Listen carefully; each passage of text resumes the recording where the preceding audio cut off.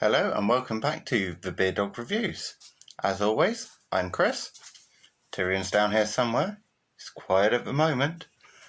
And I'm on a quest to find the best beers, ales and ciders. See what I think of them and share them with you.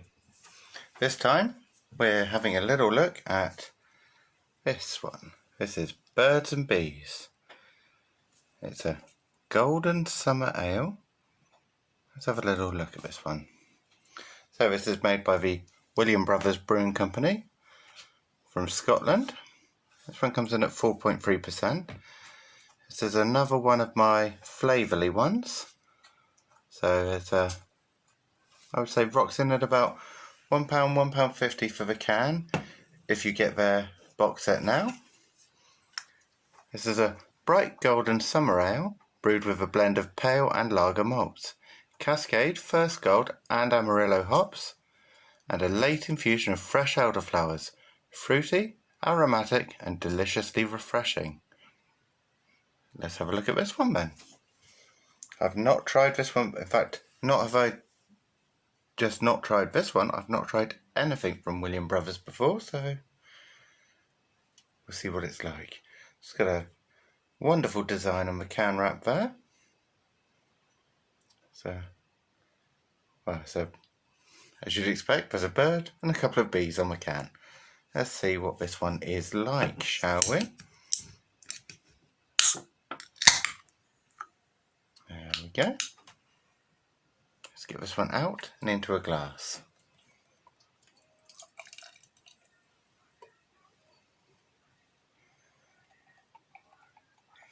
Oh yeah, it's definitely golden there.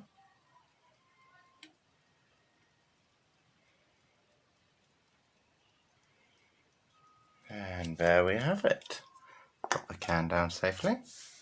So you've just got a single finger head on that one. It's I don't know if you can see it on the camera, but it's just slightly off-white. The beer itself is nice and clear. Very light carbonation running through that one. Just gently feeding that head. Let's have a look. Well that's something very different. There is definitely a slight element of a Pilsner or a lager about the aroma. Not a massive hoppiness in that one. Certainly interesting. Let's see what it's like.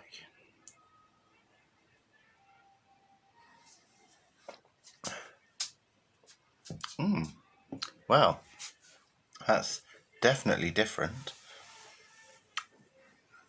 You can tell that they've used lager malts in that one.